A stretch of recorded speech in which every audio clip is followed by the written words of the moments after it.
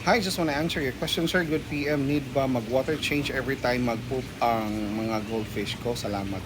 For me lang if ever hindi naman masyadong or hindi crowded yung tank niyo, wag po every poop kasi po hindi po magdi-develop yung good bacteria sa pond or aquarium natin. If ever magwo-water change tayo every poop, what if marami tayong pinapakain? So, ang isda kasi pagkain yan, poop yan agad. So, if every, let's say, every 2 to 3 hours tayo nagwa-water change. So, basically, sa isang araw, medyo naka 100% water change na tayo in total. Hindi yan mabuti sa mga isda. Baka ma-water shock or gaya nga sabi ko, hindi makadevelop yung good bacteria kasi palagi natin pinapalitan yung tubig.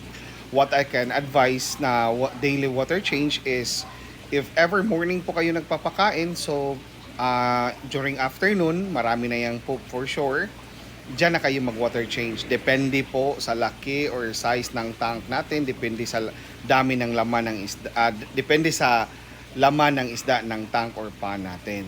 So, if overcrowded, so damihan natin ang water change to avoid ammonia spike para makuha din yung mga poop nila.